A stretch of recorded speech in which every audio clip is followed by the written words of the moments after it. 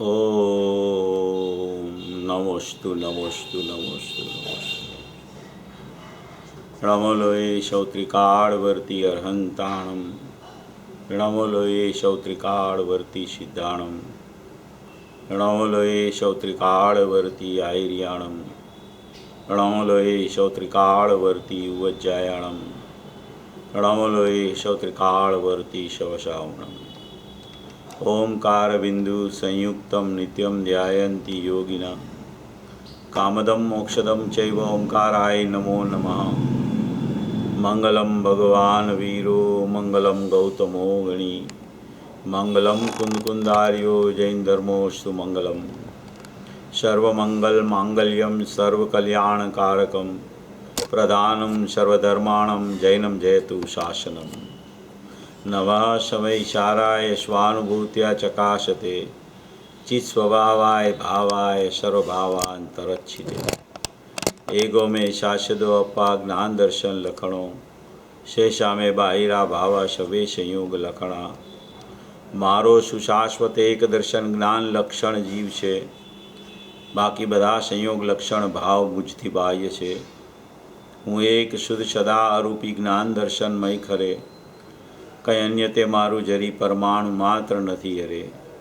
જે જાણતો અરહંતને ગુણદ્રવ્યને પર્યાયપણે, તે જીવ જાણે આત્મને તસુ મોહ પામે લઈ ખરે. નથી અપ્રમત કે પ્રમત નથી જે એક જ્ઞાયક ભાવ છે, એ રીત શુદ્ધ કથાઈને જે જ્ઞાત તે તો તે જ છે. જેમ નેત્ર તેમજ જ્ઞાન નથી કારક નથી વેદ કરે, જાણે જ કર્મો ઉદય નિર્જરા બંધ તેમજ મોક્ષને. ધ્રુવ અચલને અનુપમ ગતિ પામેલ સર્વે સિદ્ધને, વંદી કહું શ્રુત કેવડી કથિતા સમય પ્રાપ્ત હો.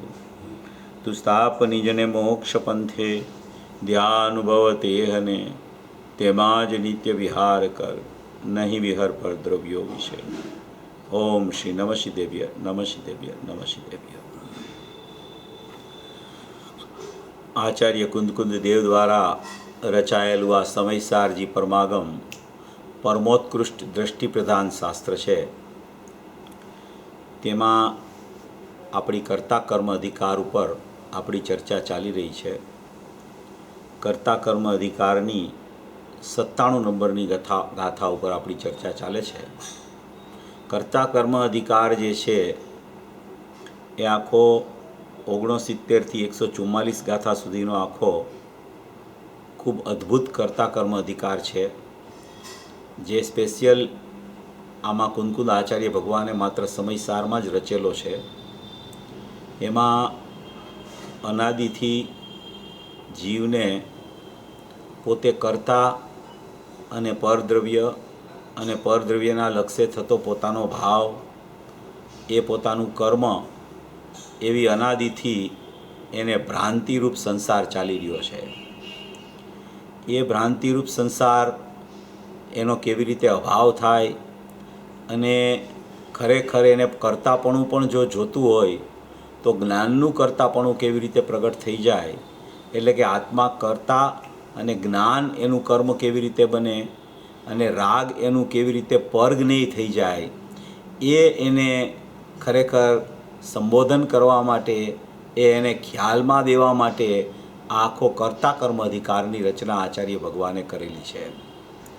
કારણ કે જીવની સ્થિતિ એવી છે કે એ મોહરાગ દ્વેષરૂપી અજ્ઞાન દશા વિભાવ ભાવ વિકારરૂપ પરિણમનને આત્મા કરતા અને એ મારું કર્મ એમ માયના કરે છે, ત્યાં સુધી એને પરજ્ઞેય તરીકે જાણી કે માની શકતો નથી. જ્યારે એ ખરેખર વાસ્તવિકપણે એનું જ્ઞાન કર્મ બની જાય છે, ત્યારે આ મોહરાગ દ્વેષ આદિ જે વિભાવ છે, વિરુદ્ધ ભાવો છે, વિકાર ભાવો છે, અશુદ્ધ ભાવો છે, તે ખરેખર પરજ્ઞેયના ખાતામાં ચાલ્યા જાય છે અને પોતાનું જ્ઞેય, પોતાનું કર્મ જ્ઞાન બની જાય છે. આત્મા એનો કર્તા બની જાય છે, પણ એ પણ ખરેખર દ્રષ્ટિય કર્તા ઉપર જ્યારે જાય છે, ત્યારે ખરેખર સમ્યક પ્રકારે જ્ઞાનનો કર્તા આત્માને કહેવામાં આવે છે. જ્ઞાનનો કર્તા કહેવો એ પણ ખરેખર રાગનો કર્તા નથી, એ અપેક્ષાએ જ્ઞાનનો કર્તા કહેવામાં આવે છે. બાકી તો ખરેખર પોતાનો સ્વભાવથી જ અકર્તા સ્વભાવી, જાણનાર સ્વભાવી, જ્ઞાતા સ્વભાવી ભગવાન આત્મા છે. એવી કોઈ ચર્ચા આમાં 97 નંબરની ગાથામાં આખી સુંદર રીતે આચાર્ય ભગવાને કરેલી છે. આપણે 97 ગાથા ગયા રવિવારે પણ થોડી જોયેલી. આખી આની સિક્વન્સ 92 ગાથાથી ચાલુ થઈ છે. 92 ગાથામાં અજ્ઞાન દશા સિદ્ધ કરી, 93માં જ્ઞાન દશા સિદ્ધ કરી, 94માં સવિકાર ચૈતન્ય પરિણામ, 95માં સૌપાધિક ચૈતન્ય પરિણામ અને 96માં સવિકાર અને સૌપાધિક ચૈતન્ય પરિણામ બંનેને સિદ્ધ કરી અને ભૂતાવિષ્ટને ધ્યાનાવિષ્ટના દ્રષ્ટાંતથી આખી અજ્ઞાનરૂપ દશા જીવને કેવી રીતે ચાલી રહી છે એની આખી સરળ ભાષામાં સમજણ 92, 93, 94, 95, 96 ગાથામાં કરાવ્યા પછી અત્યારે અહીંયા જે વિષય ચાલે છે કે જ્ઞાનથી જ કર્તાપણાનો નાશ થાય છે. આ 97 ગાથાનો વિષય એવો છે કે જ્યારે જ્ઞાન એને પ્રગટ થાય, જ્યારે સમ્યક જ્ઞાન પ્રગટ થાય, જ્યારે આત્મિક જ્ઞાન પ્રગટ થાય, જ્યારે આત્માને દ્રષ્ટિ લક્ષમાં લઈ, જ્ઞાનને લક્ષમાં લઈ અને જે જ્ઞાનમાં સમ્યકપણું આવે એવા જ્ઞાનથી જ ખરેખર કર્તાપણું, જે પરદ્રવ્ય અને પરભાવનું કર્તાપણું ચાલતું હતું તેનો નાશ થઈ જાય છે. તેની ગાથા આમાં સુંદર રીતે વર્ણન કરવામાં આવી છે. 2 પ્રકારની વાત આ ગાથામાં કરવામાં આવશે કે અજ્ઞાન અપેક્ષાએ અજ્ઞાનીને કેવી રીતે પોતે કર્તા પ્રતિભાસે છે અને જ્ઞાન અપેક્ષાએ એ ખરેખર પોતાને કેવી રીતે અકર્તા પ્રતિભાસે છે. એટલે કે એક અજ્ઞાનીનું અજ્ઞાનપણું સિદ્ધ કરે છે અને એક અજ્ઞાનીમાંથી એ જ્ઞાની કેવી રીતે બની જાય છે તેનું જ્ઞાનપણું ખરેખર અહીંયા સિદ્ધ કરે છે. એટલે એવી સુંદર ચર્ચા આ ખરેખર 97 ગાથામાં 2 પ્રકારના ભાવની ચર્ચા એક જ ગાથામાં અજ્ઞાની કેવી રીતે થઈ જાય છે, અજ્ઞાન કેવી રીતે ટળી જાય છે અને એક અજ્ઞાન ટળતા એક જ્ઞાનીપણું કેવી રીતે ઉદ્ભવિત થઈ જાય છે એનું મૂળ રહસ્ય આ 97 નંબરની ગાથામાં આચાર્ય ભગવાને ખોલેલું છે. કારણ કે અનાદિથી જીવને રાગ સાથે મળેલું રાગ મિશ્રિત જ્ઞાન ચાલી રહ્યું છે એનું નામ ખરેખર અજ્ઞાની કહેવામાં આવે છે. એને જ્ઞાન અને રાગનો વિભાગ જુદો હોવા છતાં એ વિભાગ જુદો ભાસતો નથી ત્યાં સુધી એને રાગ મિશ્રિત જ્ઞાન, મિલિત થયેલું જ્ઞાન, ભેદ સંભાવનાના અભાવવાળું જ્ઞાન, ભેદ જ્ઞાનના અભાવવાળું જ્ઞાન એટલે કે અભેદ જ્ઞાન એટલે કે આત્મા અને રાગવાળું અભેદ જ્ઞાન એને વર્તી રહ્યું છે ત્યાં સુધી તે જીવ ખરેખર અજ્ઞાન દશામાં પરિણમી રહ્યો છે. એવી અજ્ઞાન દશાની કર્તાપણાની પ્રતિભાસ રૂપની ભ્રાંતિ, કર્તાનો પ્રતિભાસ થાય છે એનો અર્થ એમ છે કે એને એવું લાગ્યા કરે છે કે હું જાણે કે આવા ભાવનો કર્તા થઈ ગયો છું. એને એવું લાગ્યા કરે છે કે હું રાગાદી ભાવનો કર્તા થઈ ગયો છું. એને એવું લાગે છે કે કોઈ તીવ્ર રાગ તો મારા કારણે નથી થતો પણ એ તીવ્ર રાગમાંથી રાગની મંદતા તો મેં કરી છે એમ કરીને એને કર્તાપણું ત્યાં ખરેખર ભાઈસા કરે છે. એને એમ કહેવામાં આવે છે કે આવો કર્તાપણાનો પ્રતિભાસ જીવને થયા કરે છે. એટલે કે એને એવું લાગ્યા કરે છે કે હું કર્તા બની ગયો છું. કોઈને કોઈ પ્રકારે જીવ પર્યાયનો, વિભાવરૂપ પર્યાયનો કર્તા અનાદિથી થયા કરે છે. એ વિભાવરૂપ પર્યાયનું કર્તાપણું કેવી રીતે મટે અને ખરેખર અકર્તાનો પ્રતિભાસ કેવી રીતે થઈ જાય. અકર્તાનો પ્રતિભાસ એટલે કે હું અકર્તા છું એવું ખરેખર શ્રદ્ધાન, જ્ઞાન ને ભાન કેવી રીતે ધ્યાન થઈ જાય તેનો અર્થ અકર્તા પ્રતિભાસે છે એમ કહેવામાં આવે છે. એવી કોઈ સુંદર ચર્ચા આ 97 નંબરની ગાથામાં કરવામાં આવેલી છે. આખી ગાથામાં જે 2 પેરેગ્રાફ ટીકામાં આપેલા છે એ 2 પેરેગ્રાફમાં આખું સુંદર વર્ણન, એક અજ્ઞાનીનું વર્ણન છે, એક જ્ઞાનીનું વર્ણન છે. અજ્ઞાન કેવી રીતે થઈ જાય છે, એમાંથી જ્ઞાન કેવી રીતે, અજ્ઞાન દશા છૂટીને જ્ઞાન દશા કેવી રીતે પ્રગટ થઈ જાય છે એની આખી વાત, આખું એનું પૃથક્કરણ કરીને, એનું વિભાજન કરીને ખરેખર આખી એક ગાથામાં આ સમસ્તિગત રીતે આખું ભરી દીધું છે. આવી ગાથા પણ બહુ ઓછી હોય છે. અજ્ઞાન દશાનું જ્ઞાન કરાવે અને અજ્ઞાન દશાનું જ્ઞાન કરાવતા જીવને ખ્યાલ આવી જાય કે આ તો અજ્ઞાન દશા છે, એટલે અજ્ઞાન છોડવા માટે પ્રયત્નશીલ થાય.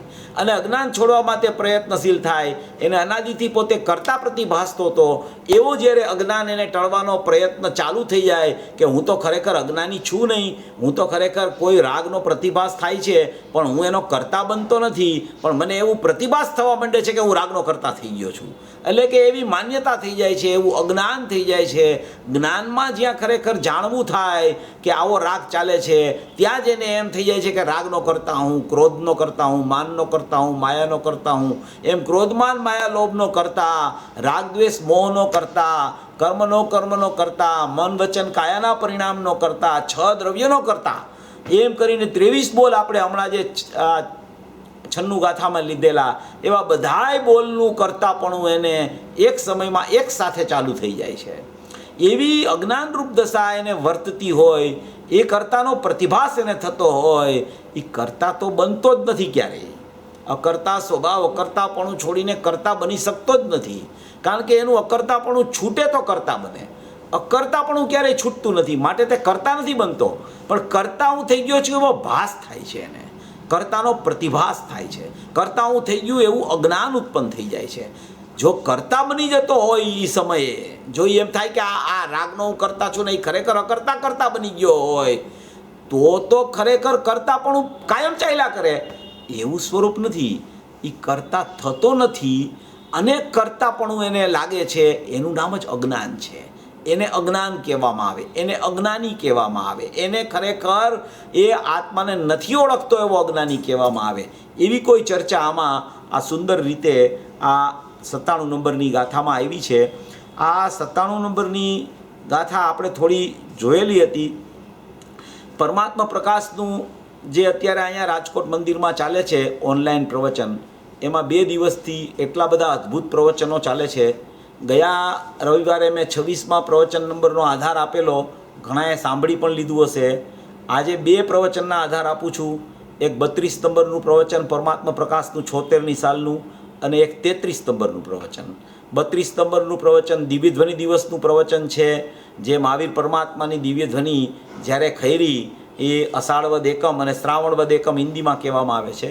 એ અષાઢવદ એકમે કેવી રીતે દિવ્ય ધ્વનિ ખૈરી એની આખું વર્ણન, અને એમાં 52મી ગાથા, જે 49 થી 52 ગાથાનું પ્રવચન છે, એમાં 52મી ગાથામાં દ્રવ્ય પર્યાયની ભિન્નતા કેવી રીતે રહેલી છે, ઇન્દ્રિય જ્ઞાન કેવી રીતે ઉત્પન્ન થઈ જાય છે, ઇન્દ્રિય જ્ઞાનની અપેક્ષા શું છે, એના ક્ષેત્રની અપેક્ષા શું છે, એના પ્રદેશોની કેવી રીતે ભિન્નતા અને કેવી રીતે અભિન્નતા આત્માના ગુણોના પ્રદેશોની અને પર્યાયની રહેલી છે, એવી મૂળ ચર્ચા 32મા નંબરના પ્રવચનમાં આવી. ત્યાર પછી જે 33 નંબરનું પ્રવચન આજે ચાલ્યું, એ તો એટલું બધું અદ્ભુત હતું, એટલું બધું સુંદર પ્રવચન હતું. એમાં પૂજ્ય ગુરુદેવશ્રીએ આ પરમાત્મા પ્રકાશની 52 ગાથા ઉપર આખું પ્રવચન ચલાવ્યું, અને એમાં 17-18 ગાથા સમયસાર પરમાગમની લીધી, દ્રષ્ટિનો વિષય સિદ્ધ કર્યો, અનુભૂતિ સ્વરૂપ ભગવાન આત્મા અનુભવમાં કેવી રીતે આવી રહ્યો છે, જાણવું કેવી રીતે થઈ રહ્યું છે. બાળગોપાળ સૌને જાણવામાં આવી રહ્યો હોવા છતાં તે સ્વીકારતો નથી, એટલું જ એનું અજ્ઞાન છે. એવી ઘણી વાતો આજે ખરેખર ગુરુદેવે આ 17-18 ગાથાને અનુલક્ષીને પરમાત્મા પ્રકાશના 33 નંબરના પ્રવચનમાં 52મી ગાથા ઉપર જે પ્રવચન ચાલ્યું એના ઉપર ખરેખર કરી. જેને ખરેખર જ્ઞાન કેવી રીતે જાણવું કરે છે, જ્ઞાનમાં સ્વપર પ્રકાશકપણું કેવી રીતે છે, અને જ્ઞાનમાં સ્વનું જાણવું કેવી રીતે થાય છે.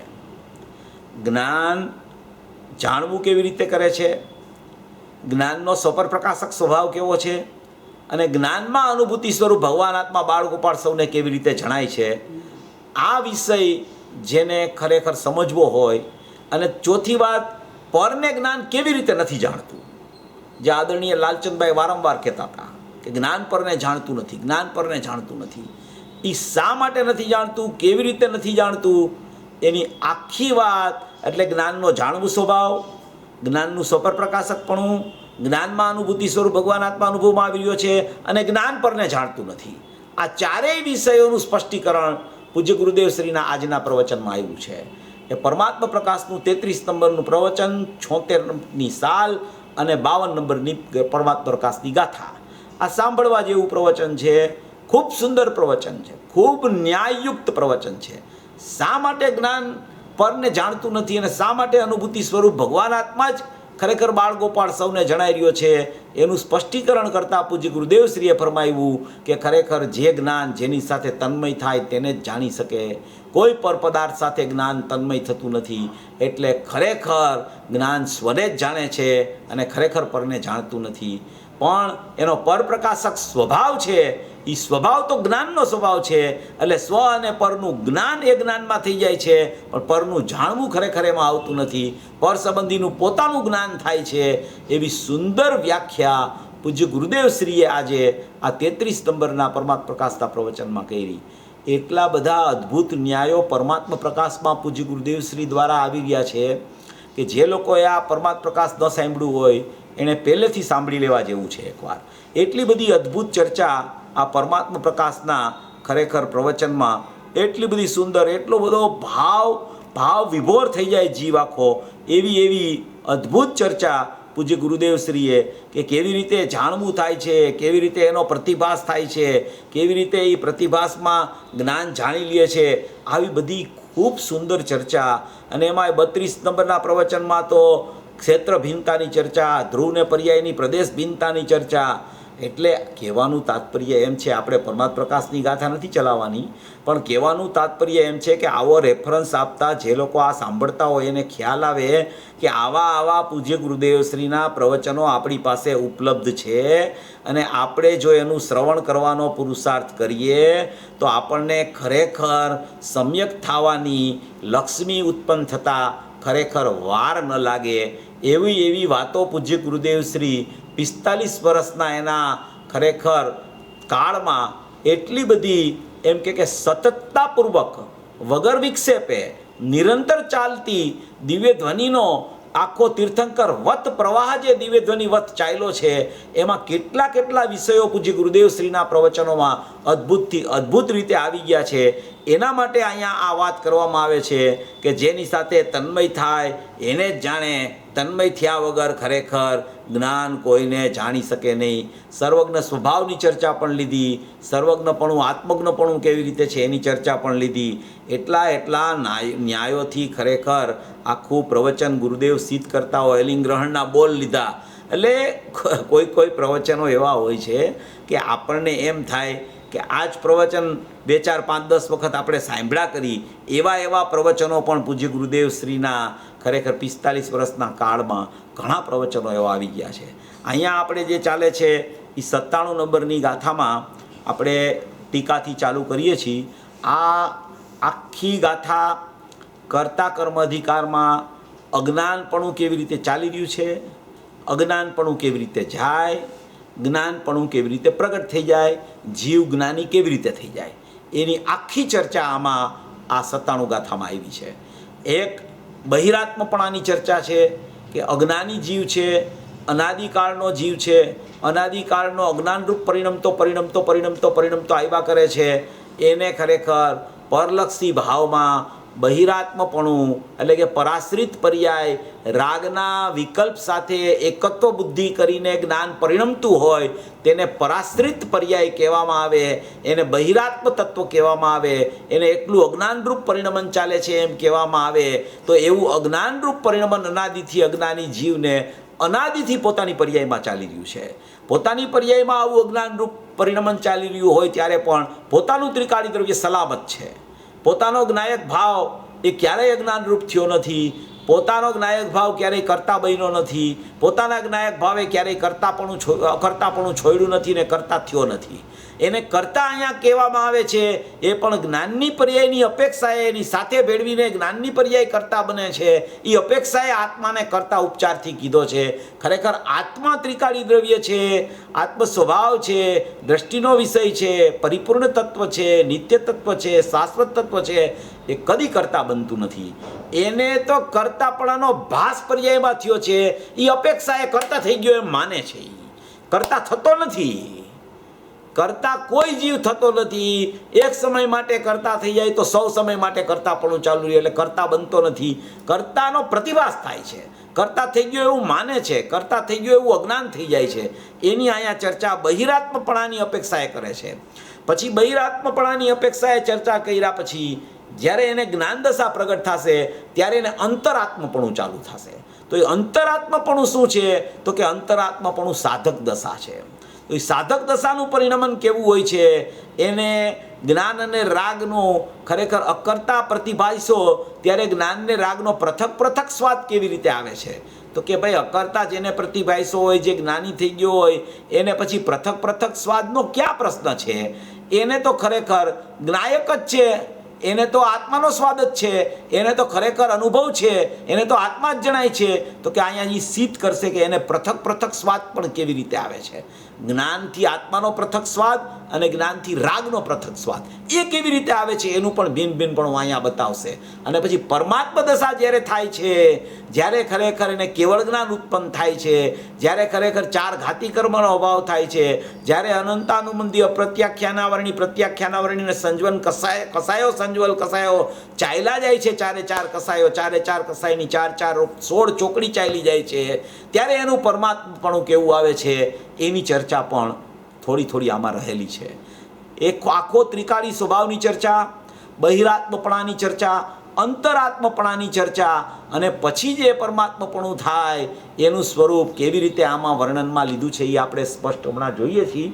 એટલે બહિરાત્મપણું તો અનાદિથી અજ્ઞાનીની અજ્ઞાન દશામાં અનાદિકાળથી ચાલી રહ્યું છે. જો આમાં ટીકામાં શું કહેવા માગે છે આચાર્ય ભગવાન? કારણ કે આ આત્મા, ગાથાનો અર્થ છે કે એ કારણે આત્મા કહ્યો કરતા સહુ નિશ્ચય વિદે, એ જ્ઞાન જેને થાય તે છોડે સકલ કર્તૃત્વને. બધાય કર્તૃત્વને કોણ છોડે? કર્તાપણાની બુદ્ધિને કોણ છોડે? સકલ કર્તૃત્વને એટલે પરિપૂર્ણ કર્તૃત્વને કોણ છોડે? કે જેને એવું જ્ઞાન થઈ જાય કે ખરેખર તો આત્મા છે એ અકર્તા સ્વભાવી છે, આત્મા તો જાણનાર તત્વ છે, અને આત્માને કરતા કેવો હોય તો પણ પોતાના જ્ઞાનનો કરતા બને છે, સમ્યક જ્ઞાનનો કરતા બને છે, મોરાગ દ્વેષનો કરતા બને છે, એ અજ્ઞાન છે. સમ્યક જ્ઞાનનો કરતા દ્રષ્ટિ દ્રવ્ય ઉપર જાય ત્યારે બને છે, એને સમ્યક જ્ઞાન કહેવામાં આવે છે. ઉપચારથી એને પણ કરતાપણું કહેવામાં આવે છે. એવી એક સત્તા અહીંયા વર્ણનમાં લે છે. પછી અહીંયા કહે છે કે ટીકા, કારણ કે આ આત્મા અજ્ઞાનને લીધે એમ શા માટે અહીંયા લખે છે? કારણ કે આ આત્મા અજ્ઞાનને લીધે શા માટે લખે છે? કે આ અજ્ઞાનીને, અપ્રતિબુદ્ધ જીવને સંબોધન કરવા માટે ખરેખર આ સમયસાર પરમાગમ કુંદકુંદ આચાર્ય દેવે લખ્યું છે. અનાદિનો જે અજ્ઞાની જીવ ચાલ્યો આવે છે, પ્રત્યેક સમયની પર્યાયમાં અજ્ઞાન ઊભું કરતો ચાલ્યો આવે છે, એવા અજ્ઞાની જીવને જ્ઞાની કેવી રીતે થાય, પ્રતિબુદ્ધ કેવી રીતે થઈ જાય, એના માટે આ સમયસાર લખ્યું છે. એટલે એમ સંબોધન કરે છે, કારણ કે આ આત્મા અજ્ઞાનને લીધે, આત્મા તો જ્ઞાનમય છે પણ એ આત્માનું જ્ઞાન ન હોવાને કારણે એ જીવ અજ્ઞાની બની જાય છે પ્રત્યેક સમયે. એટલે કે આ આત્મા અજ્ઞાનને લીધે પરના અને પોતાના એકપણાનો આત્મવિકલ્પ કરે છે. પરના અને પોતાના એટલે પર એટલે મોહરાગ દ્વેષના ભાવો, અને આત્મા એટલે પોતાનો જ્ઞાનાનંદ પરમાત્મા એ પણ લઈ શકાય. અને પોતાની એક સમયની જ્ઞાનની પર્યાય છે, એ જ્ઞાનની પર્યાયને આત્મા સાથે અભેદ ગણીને આખો આત્મા કીધો, અને ખરેખર પર એટલે મોહ રાગ દ્વેષ કીધા. એ પરના અને પોતાના એકપણાનો આત્મવિકલ્પ, મોહ રાગ દ્વેષ સાથે આત્મા જાણે મિલિત થઈ ગયો હોય, એકમેક થઈ ગયો હોય એવો આત્મવિકલ્પ ઉત્પન્ન કરે છે, એવો વિકલ્પની ઉત્પત્તિ કરે છે, એવા અજ્ઞાનની ઉત્પત્તિ કરે છે કે હું ને મોહ રાગ દ્વેષ એકમેક થઈ ગયા છીએ. એને કોઈ જુદાઈ ભાસતી જ નથી. એને જે પરિણામ થાય છે ને એ પરિણામ મારા, જે પરિણામ પ્રગટ થાય એ પરિણામ મારા. મિથ્યાત્વ પ્રગટ થયું એ મારા પરિણામ, રાગદ્વેષ પરિણામ થયા એ મારા પરિણામ. તો કે એનો કરતા કોણ? એનો કરતા હું, મારા સિવાય કોણ હોય એનો કરતા? તો કે તું એનો કરતા નથી. તો કે ના, તો કોણ છે કરતા બતાવો? તો કે કર્મનો ઉદય આવ્યો માટે એ પરિણામ થયા છે. તો કે એ તો પૃથક દ્રવ્ય છે, આ પરિણામ મારા છે તો હું જ એનો કરતા છું. એવી ભ્રાંતિ એને અનાદિથી ચાલે છે કે આ અજ્ઞાનરૂપ પરિણામનો કરતા હું છું. એટલે અજ્ઞાન ભાવે અજ્ઞાનીને એનો કરતા કહેવામાં આવ્યો. તો અજ્ઞાની જીવોએ એવું માની લીધું કે અજ્ઞાન ભાવે તો હું કરતા છું, અજ્ઞાન ભાવે તો હું કરતા છું, અજ્ઞાન ભાવે તો હું કરતા છું. એટલે એનું અજ્ઞાન અનાદિથી દૂર થતું નથી. આ અનાદિનું અજ્ઞાન કેમ દૂર થતું નથી કે અજ્ઞાન ભાવે હું કરતા છું મોહરાગ દ્વેષનો. એટલે એનો અર્થ એમ થયો કે એ આત્માને જ અજ્ઞાની માને છે. અકર્તા સ્વભાવમાં કોઈ કરતાપણું નથી, અકર્તા સ્વભાવ કોઈ ખરેખર મોહરાગ દ્વેષનો કરતા બન્યો નથી અનાદિથી, એમ એનું વલણ ત્યાં જાતું નથી. એટલે અનાદિથી અકર્તા હોવા છતાં કરતાપણાના અજ્ઞાનનું ભૂતળું એને અનાદિથી ચાલી રહ્યું છે. એટલે અજ્ઞાનને લીધે પરના અને પોતાના એકપણાનો આત્મવિકલ્પ કરે છે. તેથી તે નિશ્ચયથી કરતા પ્રતિભાસે છે. તેથી તે નિશ્ચયથી કરતા જ પ્રતિભાષા કરે છે એને કે હું કરતા જ છું, મારા સિવાય બહુ કોણ આને કરે આ પરિણામને હું ન કરું તો કોણ કરું. તમે સાવ એમ વાત કરો છો કે કાંઈ પરિણામનો કરતા છે જ નહીં, પરિણામ સ્વયં થાય છે, પરિણામ નિરપેક્ષ થાય છે, પરિણામનો કોઈ કરતા જ નથી, પરિણામનો કરતા પરિણામ છે તમે એમ કહો છો. પણ એ પરિણામ છે એ મારા પરિણામ હોવાને કારણે હું જ એનો કરતા છું, એવી અજ્ઞાનીની માન્યતા અનાદિથી ચાલ્યા કરે છે. કોઈ જ્ઞાની પુરુષ એને જ્ઞાન કરાવવા માટે ક્યારેક એમ કહી દે કે અજ્ઞાન અપેક્ષાએ તું તારા મોહરાગ દ્વેષનો કરતા છો, તું ખરેખર જ્ઞાતા હજી જ્યાં સુધી નથી થયો ત્યાં સુધી તું અજ્ઞાન અપેક્ષાએ તારા પરિણામનો કરતા છો. એમ જ્ઞાની એને જ્ઞાન કરાવવા માટે કહે કે એ અજ્ઞાન કોઈ બીજું નથી કરાવતું, કોઈ કર્મથી અજ્ઞાન નથી થતું, કોઈ પરદ્રવ્યથી અજ્ઞાન નથી થતું, પણ તારા પરિણામનો ધણી તું છો. એવી અજ્ઞાન દશા સિદ્ધ કરવા માટે જ્ઞાની પુરુષ એને એમ કહે કે અજ્ઞાન અપેક્ષાએ તારા પરિણામનો કરતા તું છો, તો પછી એની માન્યતામાંથી પછી નીકળતું જ નથી. એની માન્યતા એવી થઈ જાય છે કે ખરેખર હું અજ્ઞાન અપેક્ષાએ તો મોહરાગ દ્વેષનો કરતા છું, એટલે હું જ કરતા છું એમ એને પ્રતિભાસ થયા કરે છે. નિશ્ચયથી આત્મવિકલ્પ કરે છે, તેથી તે નિશ્ચયથી કરતા પ્રતિભાસે છે. આવું જે જાણે છે તે સમસ્ત કર્તૃત્વને છોડે છે, તેથી તે નિશ્ચયથી અકર્તા પ્રતિભાસે છે. આવું જે જાણી લે છે ને એને ખબર પડી જાય છે કે આવું અજ્ઞાન ચાલુ છે, પણ હું એનો કરતા છું એવી મને ભ્રાંતિ છે, કરતાનો પ્રતિભાસ થાય છે, કરતા બનતો નથી, એમ જ્યાં એ જાણી લે છે ત્યાં નિશ્ચયથી અકર્તા પ્રતિભાસે છે. ને એવી આખી આ ટીકાની 2 લાઇનમાં 2 પેરેગ્રાફ લખવાના છે. એની ખરેખર સંક્ષિપ્તમાં પહેલાં સાર કહી દીધો કે આવું અજ્ઞાન ચાલુ છે, પણ એ અજ્ઞાન ચાલુ છે એમાં એને કરતાનો પ્રતિભાસ થાય છે, પોતે એ કરતા બનતો નથી. એવો કરતાનો પ્રતિભાસ થાય છે એમ એને ખ્યાલમાં આવી જાય, એવું જો એને જાણવું થઈ જાય તો ખરેખર એ સકળ કર્તૃત્વને છોડી દે અને નિશ્ચયથી એ અકર્તાનો પ્રતિભાસ એને થઈ જાય. એટલે કે અકર્તા હું છું એવું ખરેખર ભાન, જ્ઞાન અને ધ્યાન થઈ જાય. તો એ રીતે એને અકર્તા પ્રતિભાસે છે એમ સ્પષ્ટ અહીંયા સમજાવવામાં આવે છે. હવે એ આ 2 લીટીની વ્યાખ્યા 2 પેરેગ્રાફમાં અજ્ઞાન દશા કેવી રીતે ઉત્પન્ન થાય છે અને જ્ઞાન દશા કેવી રીતે ઉત્પન્ન થાય તેનું વર્ણન આખું આ 2 પેરેગ્રાફમાં કરે છે. જો એક પહેલો પેરેગ્રાફ છે એ અજ્ઞાની માટે છે, બીજો પેરેગ્રાફ છે એ જ્ઞાની માટે છે. પહેલા પેરેગ્રાફથી બધું ઉલટા શબ્દો બીજા પેરેગ્રાફમાં છે. ગાથા આપણે વાંચીને આપણને ખ્યાલ આવે કે આમાં શું કહેવા માગે છે. જો ગાથામાં લખે છે, આ આત્મા અજ્ઞાની થયો થકો, આ આત્મા અજ્ઞાની થયો થકો, એટલે કે એની પર્યાય અપેક્ષાએ એનામાં હજી સમ્યક જ્ઞાન નથી, તો એ અપેક્ષાએ એ જીવ અત્યારે અજ્ઞાન દશામાં પરિણમન પર્યાયનું એનું ચાલી રહ્યું છે. એ અપેક્ષાએ એને આત્મા અજ્ઞાની થઈ ગયો એમ કહેવામાં આવે છે. આત્મામાં કોઈ અજ્ઞાન થવાની કોઈ ગુણ નથી. આત્મા તો જ્ઞાનમય છે, પણ એની પર્યાયમાં જે અજ્ઞાન થાય છે એની સાથે ભેળવીને આત્માને અજ્ઞાની કહેવામાં આવે છે. એટલે કે છે કે આ આત્મા અજ્ઞાની થયો થકો, અજ્ઞાનને લીધે એનું અજ્ઞાન નિરંતર અત્યારે વર્તમાનમાં અનાદિથી ચાલી રહ્યું છે. એટલે અજ્ઞાનને લીધે આપણે જે આ સમયસાર ચાલુ કર્યું છે ને પહેલેથી ચાલુ કર્યું છે, પહેલેથી સમયસાર ચાલુ કર્યું છે.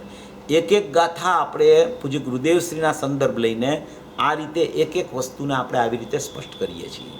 એટલે ગુરુદેવનો કહેવાનું તાત્પર્ય શું છે, એ 1 થી 96 ગાથા પૂરી થઈ ગઈ, આ 97 ગાથા એવી રીતે ચાલી રહી છે.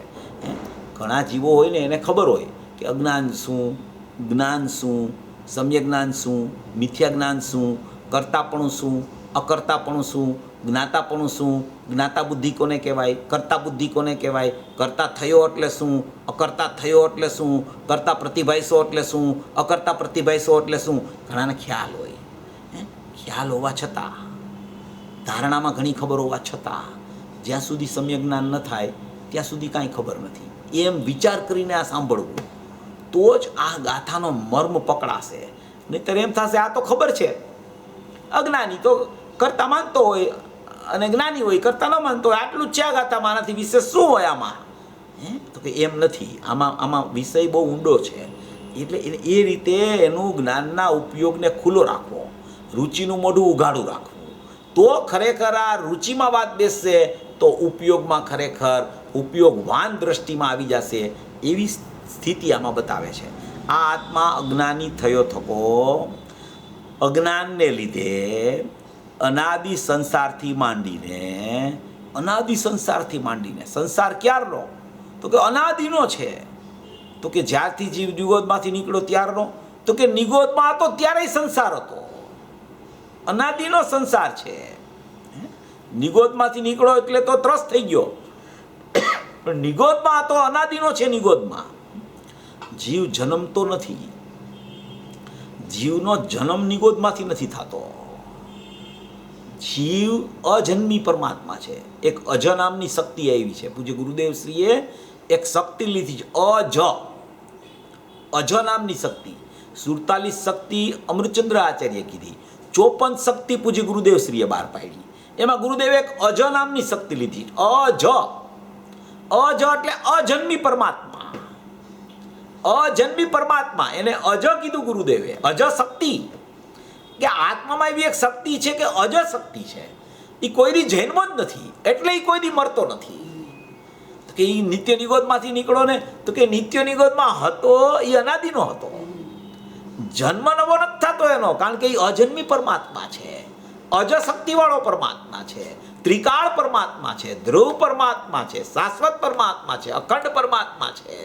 એવો અજ શક્તિવાળો અજન્મી પરમાત્મા છે. અનાદિ સંસારથી માંડીને અનાદિનો સંસાર છે. જ્યારથી જીવ છે, જ્યારથી જીવ કહેતા પણ શરૂઆત થઈ જાય છે, એની શરૂઆત જ નથી. અનાદિનો જીવ છે, અનાદિનો જીવ છે. એ અનાદિનું એનું અજ્ઞાન ચાલુ છે. અનાદિનું અજ્ઞાન રૂપી પરિણમન ચાલ્યા કરીએ છીએ. એટલે અનાદિ સંસારથી માંડીને, સંસાર એટલે અજ્ઞાન એટલે સંસાર, અનાદિનો સંસાર છે, અજ્ઞાનનું નામ સંસાર. એ કેટલો બધો એને બોજો ઉતરી જાય સંઘની પંચેન્દ્રી થયો ત્યારે તો માંડ તો અહીં પહોંચ્યો. અનાદિનું અજ્ઞાન, અનાદિ સંસારથી માંડીને મિલિત, અનાદિ સંસારથી માંડીને મિલિત એકમેક મળી ગયેલા સ્વાદનું સ્વાદન અનુભવન હોવાથી શું કહે છે? આ આત્મા અજ્ઞાની થયો થકો, અજ્ઞાનને લીધે અનાદિ સંસારથી માંડીને મિલિત એટલે કે એકમેક મળી ગયેલા સ્વાદનું સ્વાદન એટલે કે અનુભવન હોવાથી, એટલે કે અર્થાત પૂતગલ કર્મના અને પોતાના સ્વાદનું ભેળસેળપણે એક રૂપે અનુભવન હોવાથી, પૂતગલ કર્મનો અર્થ રાગાદી ભાવ. પૂતગલ કર્મ તો પૃથક છે, એની સાથે તો કાંઈ મિલિતપણું આત્માનું કદી થતું જ નથી. પણ પૂતગલ કર્મ શા માટે લેવામાં આવ્યું? કે પૂતગલ કર્મના લક્ષ્ય અહીંયા રાગની પર્યાય ઉત્પન્ન થાય છે. એટલે પૂતગલ કર્મના અને પોતાના સ્વાદનું, એટલે પૂતગલ કર્મ એટલે કે રાગાદી ભાવ નિમિત્ત નૈમિતિક સંબંધથી સિદ્ધ કરીને પૂતગલ કર્મ લીધું છે. પૂતગલ કર્મ નિમિત્ત છે, અહીંયા પોતાની પર્યાયમાં વિભાવ રૂપી રાગની પર્યાય, મોહની પર્યાય, દ્વેષની પર્યાય, ક્રોધમાન માયાલોભની પર્યાયો જે પ્રત્યેક સમયે એક ચારિત્ર ગુણની વિપરીતતામાં અને શ્રદ્ધાની વિપરીતતામાં મિથ્યાત્વ ઉત્પન્ન થાય છે, એવા રાગ દ્વેષને મોહ સાથે અનાદિ સંસારથી માંડીને મિલિત એકમેક મળી ગયેલા સ્વાદનું સ્વાદન અનુભવન હોવાથી એનો રાગનો જ સ્વાદ આવે છે. પરપદાર્થનો સ્વાદ નથી આવતો, કર્મનો સ્વાદ નથી આવતો. કોઈ પરપદાર્થનો ભોગ કરે ને, આહાર ગ્રહણ કરે, કોઈ ભોગ ગ્રહણ કરે તો એ પદાર્થનો સ્વાદ નથી આવતો. એ પદાર્થ સંબંધીનો જે રાગ થયો પોતાની પર્યાયમાં કે આ પદાર્થ સારો, આ પદાર્થ ઇષ્ટ, આ પદાર્થ અનિષ્ટ, એવું જે એનું પરિણમન ચાલે છે રાગ દ્વેષ મોહનું, એ જે પરિણમન ચાલ્યું એ અહીંયા રાગ દ્વેષ બહુ ઉત્પન્ન થાય છે પદાર્થના લક્ષ્ય. કર્મના લક્ષે, પદાર્થના લક્ષે, જ્ઞેયના લક્ષે, પૂતગલ કર્મના લક્ષે અહીંયા રાગ થાય છે. તો એવો જે રાગ દ્વેષ છે એ રાગ દ્વેષના અનાદિ સંસારથી માંડીને મિલિત સ્વાદનું સ્વાદન અનુભવન હોવાથી પૂતગલ કર્મના અને પોતાના સ્વાદનું ભેળસેળ પણ એકરૂપે અનુભવન હોવાથી પૂતગલ કર્મના અને પોતાના સ્વાદનું ભેળસેળ પણ એકરૂપે અનુભવન હોવાથી પૂતગલ કર્મ એટલે રાગાદી ભાવ અને પોતાનું એટલે કે પોતાનો આત્મા જ્ઞાનની પર્યાયવાળો, એ જ્ઞાનની પર્યાયવાળો જે આત્મા છે એને અહીંયા આત્મા કહેવામાં આવે છે અને મોહ રાગ દ્વેષ છે એને અહીંયા પૂતગલ કર્મમાં લે છે. જો બે ભાગલા આવી રીતે સમજવાના છે. આ ભાગલાની પાછળ નીચેનો પેરેગ્રાફ આપણે સમજવાનો છે, એટલે આ ઉપરના પેરેગ્રાફમાં આ સ્પષ્ટ કરીએ છીએ આપણે. આ સ્પષ્ટ કેટલા માટે કરવામાં આવે છે કે નીચેના પેરેગ્રાફમાં જ્ઞાની થાય ત્યારે એ જ વાત આવશે, એમાં આની યારે કેવી રીતે મેળવવું એને એટલા માટે આટલી સ્પષ્ટતા ચાલે છે. એટલે કે અનાદિ સંસારથી માંડીને મિલિત એકમેક મળી ગયેલા સ્વાદનું સ્વાદન અનુભવન હોવાથી એકલો આત્મા અને આત્માના જ્ઞાન સાથે મોહ રાગ દ્વેષનું એના સ્વાદનું સ્વાદન એને આવ્યા કરે છે, રાગ દ્વેષ મોહનો સ્વાદ એને ચાલ્યા કરે છે. અર્થાત પૂતગલ કર્મના અને પોતાના સ્વાદનું ભેળસેળ પણ એક રૂપે અનુભવન હોવાથી જેની ભેદ સંવેદનની એટલે ભેદ જ્ઞાનની શક્તિ બીડાઈ ગયેલી છે. ભેદ જ્ઞાન બે વચ્ચે એને ચાલતું નથી, ભેદ જ્ઞાનની શક્તિ બીડાઈ ગઈ છે.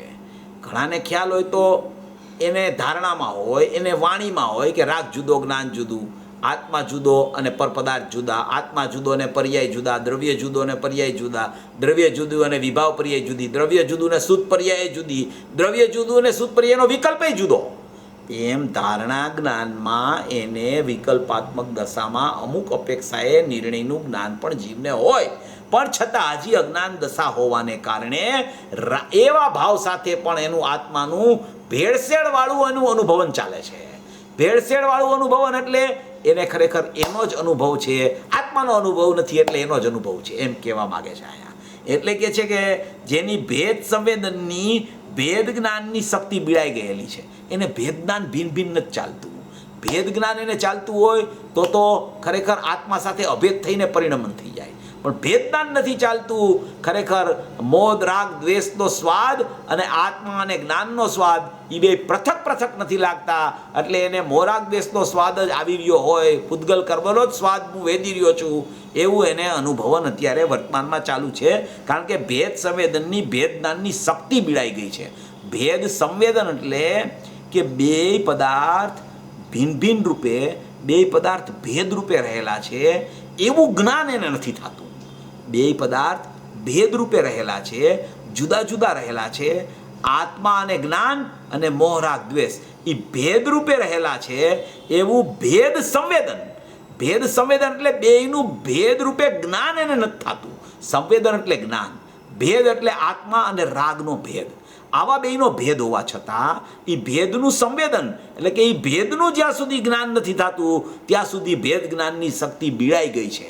ભેદ જ્ઞાનની શક્તિ બીડાઈ ગઈ છે. શક્તિ છે ભેદ જ્ઞાનની એનામાં, પણ એ શક્તિ બીડાઈ ગઈ છે. શક્તિ હોવા છતાં શક્તિ બીડાઈ ગઈ છે, કારણ કે ભેદનું સંવેદન નથી, બેયને પૃથક જાણતો નથી, બેયનું પૃથક જ્ઞાન નથી કરતો, એ બેયનું એકમેક રૂપે જ્ઞાન કર્યા કરે છે. એને આમ જ્ઞાન જુદું ભાષે અને રાગ જુદો ભાષે, આત્મા જુદો ભાષે અને બીજી પર્યાયો વિભાવરૂપી જુદી ભાષે, એવું એને ભેદ સંવેદન બેયના ભેદ હોવા છતાં એવું સંવેદન એટલે જ્ઞાન નથી. એને એવું ભેદ છે બેયના, એકમેક નથી થઈ ગયા. એકમેક તો કોઈ દિવસ થતા જ નથી. અજ્ઞાનીને એકમેક નથી થતા, જ્ઞાન ને રાગ. અજ્ઞાનીને કોઈ દિવસ આત્મા અને રાગ એકમેક નથી થતા, એનું જ્ઞાન અને રાગ એકમેક નથી થતા. એકમેક થઈ ગયા હોય ને એને જુદા ન પડે. જુદા પડે છે એનો મતલબ એકમેક નથી થયા. એકમેક નથી જ્ઞાન ને રાગ, પણ ભેદ સંવેદન, ભેદ સંવેદન એટલે કે ભેદનું જ્ઞાન નથી વર્તું. બેયના ભેદ છે એવું જ્ઞાન નથી વર્તું, એને ભેદ સંવેદન કહેવાય. સંવેદન એટલે અનુભવ નહીં. અનુભવ કઈ રીતે એને કહેવામાં આવે કે બે જુદા છે એવો એને જ્ઞાન નથી, એનું નામ અનુભવ, એનું નામ ભેદ સંવેદન, એનું નામ બેની પૃથકતા, એનું નામ પૃથકતા ભાસતી નથી, એટલે બે એકમેક ભાષે છે. એટલે કે જેની ભેદ સંવેદનની ભેદ જ્ઞાનની શક્તિ બીડાઈ ગઈ છે, ભેદ જ્ઞાનની શક્તિ જ બીડાઈ ગઈ છે. શક્તિ હોવા છતાં એ શક્તિની વ્યક્તિમાં બિડાણ આવી ગયું છે, એ બીડાઈ ગયું છે વ્યક્તિમાં એકમેકપણું થઈ જાય છે. શક્તિ એવી ને એવી રહે છે, વ્યક્તિ એકમેકપણે પરિણમવા માંડે છે. ભેદ જ્ઞાનની શક્તિ બીડાઈ ગયેલી છે, એવો અનાદિથી જ છે. તેથી તે પરને અને પોતાને એકપણે જાણે છે. ભેદ જ્ઞાનની શક્તિ નથી, ભેદ સંવેદન બીડાઈ ગયું છે. ભેદ જ્ઞાનની શક્તિ હોવા છતાં શક્તિની વ્યક્તિમાં એ બેયનું એકમેકપણું એને ભાસે છે. બેયની જુદાઈ, બેયનો ભેદ, એવું વેદન એટલે કે એવું જ્ઞાન એટલે કે એવું સંવેદન એને ચાલતું નથી. એટલે એને અજ્ઞાની કહેવામાં આવે છે. એટલે કે પોતાને એકપણે જાણે છે. ભેદ જ્ઞાનની શક્તિ બીડાઈ ગયેલી છે, એવો અનાદિથી જ છે. તેથી તે પરને અને પોતાને એકપણે જાણે છે. તેથી હું ક્રોધ છું ઇત્યાદિ આત્મવિકલ્પ પોતાનો વિકલ્પ કરે છે. જો પોતાનો વિકલ્પ લીધો છે, અહીંયા વિકલ્પનો અર્થ એમ છે કે એમ કહે છે અહીંયા કે ઇત્યાદિ આત્મવિકલ્પ કરે છે, પોતાનો વિકલ્પ કરે છે. કેવો વિકલ્પ કરે છે? આત્મવિકલ્પ. આત્મવિકલ્પ કેવો? જ્ઞાનાત્મક વિકલ્પ કરે છે, એને આત્મવિકલ્પ કહેવામાં આવે. એ જ્ઞાનાત્મક વિકલ્પ, જ્ઞાનમાં વિકલ્પ ઉત્પન્ન થયા કરે છે. એને હજી જ્ઞાનમાં શુદ્ધ પરિણમન ચાલુ નથી થયું, જ્ઞાનનું સમ્યજ્ઞાન રૂપ પરિણમન નથી થયું, એટલે જ્ઞાનમાં વિકલ્પ ચાલ્યા કરે છે. જ્ઞાનમાં કેવો વિકલ્પ ચાલ્યા કરે છે? આત્મવિકલ્પ કેવો ચાલ્યા કરે છે કે આ રાગ અને જ્ઞાન બે એક છે, બે જુદા નથી પડ્યા. એટલે જ્ઞાનમાં એવો વિકલ્પ ચાલે છે કે હું કરતા જ છું, આનો કરનાર હું જ છું, આ ખરેખર મારા કારણે જ થયા કરે છે. એવો આત્મવિકલ્પ એને ચાલ્યા કરે છે. વિકલ્પના બે પ્રકાર, રાગને પણ વિકલ્પ કહેવાય, જ્ઞાનના વિકલ્પાત્મક દશા ઉત્પન્ન થાય એને પણ વિકલ્પ કહેવાય. જ્યાં સુધી એકલા રાગની સન્મુખ જ્ઞાન પરિણમન કરતું હોય ત્યારે એને જ્ઞાનાત્મક વિકલ્પ કહેવાય. અને જ્યારે રાગ ઉત્પન્ન થયા કરે પર્યાયમાં ત્યારે એને ચારિત્રાત્મક વિકલ્પ કહેવાય. અને એકલા ચારિત્રાત્મક વિકલ્પરૂપી રાગ ચાલતો હોય ત્યારે જ્ઞાન એની સન્મુખ થઈને જ પરિણયમાં કરે. સન્મુખ તો થતું નથી, જ્ઞાન તો જ્ઞાન મારીએ છે, પણ જ્ઞાનમાં એ રાગ સંબંધીનું જ જો જ્ઞાન વૈરતા કરે, એટલે કે જ્ઞાનમાં એકલો રાગ જ એને દેખાયા કરે, તો એ જ્ઞાનનું નામ ખરેખર જ્ઞાનાત્મક વિકલ્પ, એને અહીંયા આત્મવિકલ્પ કહેવામાં આવે છે. જ્ઞાનાત્મક વિકલ્પ કહેવાય એને. એટલે કે ઇત્યાદિ આત્મવિકલ્પ પોતાનો વિકલ્પ કરે છે. જ્યારે જ્ઞાનાત્મક વિકલ્પ હોય ને ત્યારે નિયમથી રાગાત્મક વિકલ્પ હોય. રાગાત્મક વિકલ્પ, જ્ઞાનાત્મક વિકલ્પ હોય ને ત્યારે રાગાત્મક વિકલ્પ નિયમથી હોય, પણ રાગાત્મક વિકલ્પ હોય ત્યારે જ્ઞાનાત્મક વિકલ્પ હોય જ એવો નિયમ નહીં. કારણ કે જ્ઞાનીને જ્યારે જ્ઞાનરૂપ પરિણમન થઈ જાય તો જ્ઞાનાત્મક વિકલ્પો છૂટી જાય અને રાગ રહી જાય અસ્થિરતાજન્ય. એટલે જ્ઞાનાત્મક વિકલ્પ છૂટી ગયો, પણ રાગાત્મક વિકલ્પ, ચારિત્રનો વિકલ્પ, હજી અસ્થિરતાજન્ય રાગ ચાલ્યા કરે તો ચારિત્રાત્મક વિકલ્પ હોય. એટલે અહીંયા જ્ઞાનાત્મક વિકલ્પ હોય જ એવો બિલકુલ નિયમ નહીં. એને કારણે અહીંયા જ્ઞાનાત્મક વિકલ્પ બિલકુલ નથી થતો. પણ જ્ઞાનાત્મક વિકલ્પ જ્યારે હોય ત્યારે નિયમથી રાગનું પરિણમન હોય. કારણ કે જ્ઞાનાત્મક વિકલ્પ જ એને કહેવાય કે જે એકાંતે રાગને જાણવા માટે જ્ઞાન પરિણમે, એને જ ખરેખર જ્ઞાનાત્મક વિકલ્પ કહેવામાં આવે. એટલે રાગાત્મક વિકલ્પ જુદો, જ્ઞાનાત્મક વિકલ્પ જુદો. એ બે વિકલ્પોમાં ખરેખર પરિણમન ચાલતું હોય ત્યારે એ એવો આત્મવિકલ્પ કરે છે કે પોતાનો એવો આત્મક વિકલ્પ કરે છે કે હું ક્રોધ જ છું. પરને એને પોતાને એકરૂપ, પર્યાયને એને પોતાને એકરૂપ માને છે. પર એટલે પર્યાય, એને એકરૂપ માને છે. એનું નામ આત્મવિકલ્પ પોતાનો કરે છે. અને તેથી કેવું થાય છે? તેથી થાય છે શું? આ આખી અજ્ઞાનની ચર્ચા છે.